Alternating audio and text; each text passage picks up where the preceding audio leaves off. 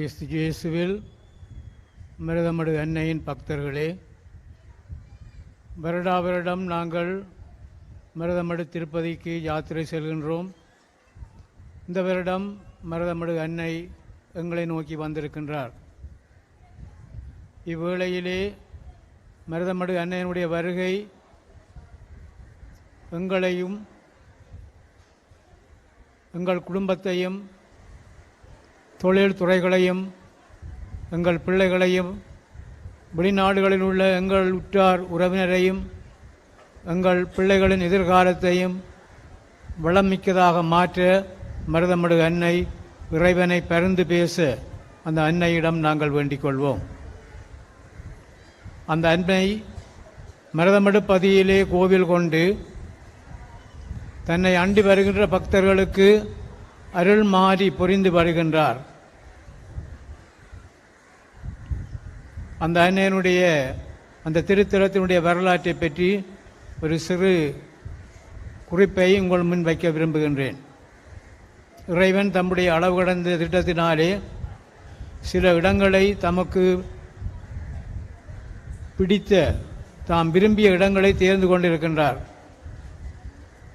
தாபோர் மலையிலே 10 கற்பனையையும், பெத்லகேம் சிற்றூரிலே இயேசுனுடைய பிறப்பையும், கல்வாரி மலையிலே இயேசுனுடைய மீட்பும் இடம்பெற்றதை நாங்கள் அறிவோம். தொடர்ந்து தம்முடைய அன்னை மூலமாக உலகிலே பல திருத்தலங்களை இறைவன் தேர்ந்தெடுக்கின்றார். பிரான்ஸ் நாட்டிலே லூர்து கிராமம், போர்த்துகலிலே பட்டிமா கிராமம், இந்தியாவிலே அன்னை வேளாங்கண்ணி கடலோர கிராமம், இலங்கை நாட்டிலே வன்னி பகுதியிலே காட்டுக்குள்ளே மடு கிராமத்தை ஆண்டவர் தேர்ந்தெடுத்திருக்கின்றார். மிருதமடு அன்னையினுடைய வரலாறானது மாந்தை ஆலயத்திலே வழிபட்ட ஆரோக்கிய அன்னை வழிபாட்டோடு நெருங்கிய முறையிலே தொடர்பு கொண்டது. 1614ஆம் ஆண்டு பேத்ரோ டி பெட்டன்கோ அடிகளார் பிரான்சிஸ்கன் சபை குரு மாந்தேலே ஒரு ஆலயத்தை அமைத்தார். கிட்டத்தட்ட அதே காலத்திலேயே வன்னியிலே ஒரு ஆலயத்தை அமைத்திருக்கின்றார். இந்த வன்னி பகுதியானது 4 பற்றுக்களாக பிரிக்கப்பட்டிருக்கின்றது.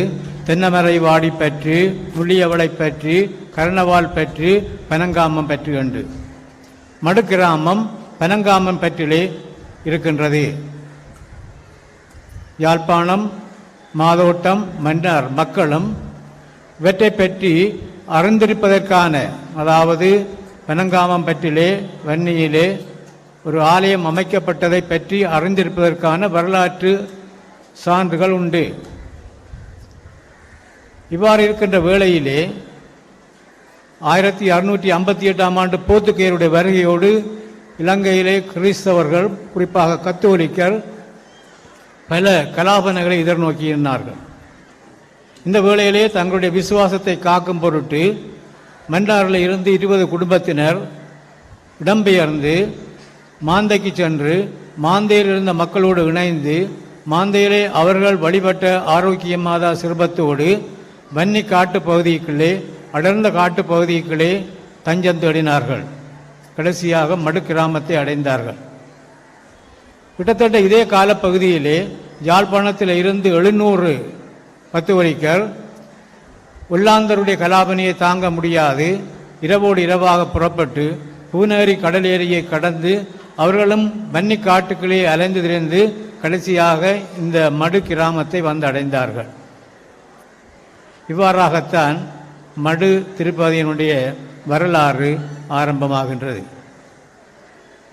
ஒல்லாந்தருடைய காலத்திலே ஏற்பட்ட நெருக்கடியானது இலங்கை கத்தோலிக்க மக்களுக்கு பெரும் வரப்பிரசாதமாக அமைந்திருக்கின்றது.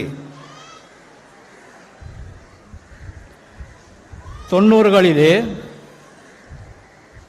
பேத்ரோ ஃபெராவோ, 1690களிலே பேத்ரோ ஃபெராவோ என்ற கோவா குரு மாதோட்டத்திலே பணியாற்றி கொண்டு இருக்கும் பொழுது அவருக்கு ஏற்பட்ட விரக்தியின் காரணமாக அவர் மாதோட்டத்தை விட்டு வன்னி காட்டுப்பகுதிக்குள்ளே செல்கின்றார். அது மடுப்பகுதியாகும். அங்கே சென்றவர் அந்த மக்களுக்கு பணியாற்றுகின்றார். அங்கே 1701ஆம் ஆண்டு மடுவிலே ஒரு ஆலயத்தை அமைக்கின்றார். 1698ஆம் ஆண்டு ஜோசபாசாடிகள் மடுவுக்கு வந்து இவரோடு தங்கி இவரை ஊக்கப்படுத்துகின்றார். அதன் முதல் மாதோட்டத்து மக்கள் பாஸ்கு விழாவை கொண்டாடுவதற்கு மடுவிலே கூடுவது உண்டு. இதனால் மடு ஒரு பிரசித்தி பெற்ற இடமாக மாறியது. இந்த பின்னணியிலே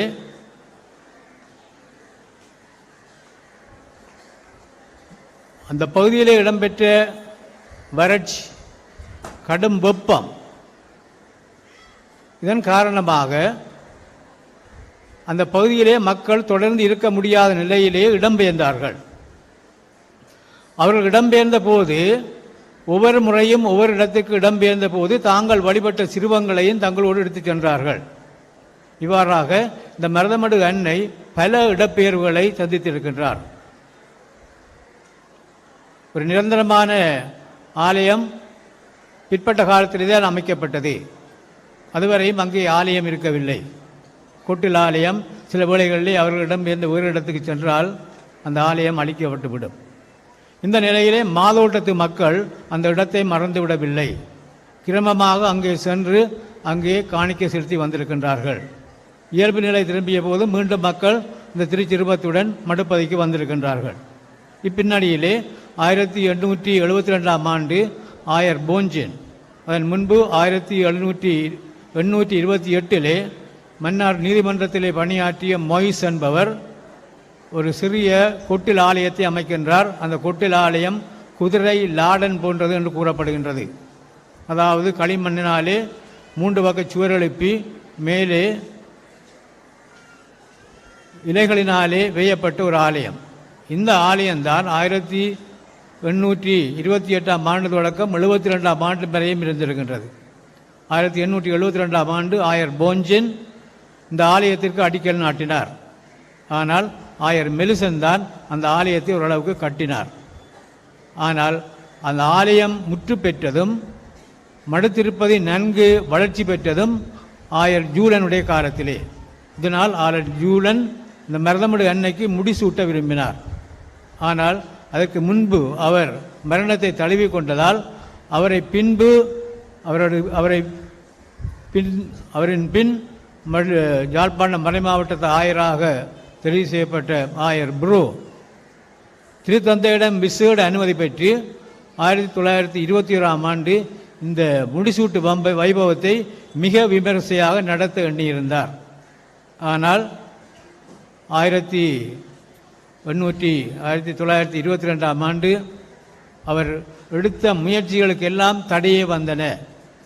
பிப்ரவரி மாதத்திலே பெரும் வெள்ளப்பெருக்கினாலே மடுக்குளம் குடைப்படுத்தது. ஆகவே முடிசூட்டு விழாவை வைக்க முடியவில்லை. நவம்பர் மாதம் ஆலயம் முகப்பு முற்றாக இடிந்து விழுந்து ஒரு பெரிய கல் குவியலாக காணப்பட்டது. மக்கள் உதவி செய்தார்கள்.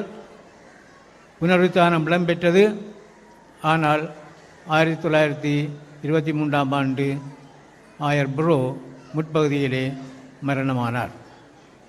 இந்த பகுதியிலே இப்பின்னலையிலே ஒரு வருடமாக யாழ்ப்பாணத்துக்கு ஆயர் இருக்கவில்லை. கடைசியாக 1924ஆம் ஆண்டு முடிசூட்டு வைபவம் இடம்பெற்றது. அநேக சௌகரங்களே, அந்த முடிசூட்டு வைபவத்தினுடைய 100வது ஆண்டாகத்தான் நாங்கள் இந்த ஆண்டை கொண்டாடுகின்றோம். 74ஆம் ஆண்டு அதனுடைய 50வது ஆண்டிற்கு மருதமடு அன்னை எங்களுடைய பதிக்கு வந்திருந்தார். அதற்கு முன்பு 1848ஆம் ஆண்டு அமலமறை தியாகிகள் இலங்கைக்கு வந்ததன் 100ஆண்டின் ஞாபகமாக மருதமடு அன்னையின் திருச்சுரூபம் யாழ் மறை மாவட்டத்தின் எல்லா பங்குகளுக்கும் எடுத்து வெல்லப்பட்டது. இந்த மருதமடு அன்னையின் திருத்தலத்தை உருவாக்குவதிலே முக்கியமாக பங்களிப்பு செய்தவர்கள் மாதோட்டத்து மக்கள், ஒரட்டோரியன் சபை குருமார், அமலமறை தியாகிகள் சபையினர். இவர்களுடைய பங்கு மிகவும் மிகவும் முக்கியமானது. இந்த மருதமடு திருப்பதியிலே நாங்கள் பல நாட்களை செலவு செய்திருப்போம். அந்த திருப்பதியிலே தங்கி இருப்பது ஒரு பாக்கியமான வரப்பிரசாதம். அங்கே நாங்கள் இருக்கும் பொழுது அங்கே இடம்பெறுகின்ற நிகழ்வுகள், காலை செபம், மாலை செபம், திருவழிபாடு, பூசை, பிரார்த்தனை இவ்வாறாக அந்த ஆலயத்துக்குள்ளே செல்லும் பொழுது இப்பொழுதும் மக்கள் செபிக்கின்றதை பார்க்கும் பொழுது எங்களுக்கு ஒரு பரவசம் ஏற்படுகின்றது. இன்னும் அங்கே செல்கின்றவர்கள் நல்ல பாவ சங்கீதனம் செய்து அந்த நற்கருணை பவனியிலே பங்கு கொண்டு, மருதமடு அன்னையனுடைய திருச்சிறுவ பவனியிலே பங்கு கொண்டு மிக அமைதியோடு, ஆனந்தமாக, நிறைவோடு, ஆழ்ந்த அனுபவம் பெற்றவர்களாக நாங்கள் திரும்பி வருகின்றோம். மருதமடு அன்னையனுடைய இந்த திருத்தலத்திலே நாங்கள் பெறுகின்ற அனுபவம் உண்மையாகவே ஒரு பாக்கியமான அனுபவம். அங்கே இருந்து புறப்படுகின்ற எவரும் தாங்கள் அடுத்த முறை எப்பொழுது மருதமடுக்கு நாங்கள் பயணத்தை மேற்கொள்வோம், அங்கே தங்குவோம் என்ற ஒரு ஆவலோடு தான் வருகின்றார்கள்.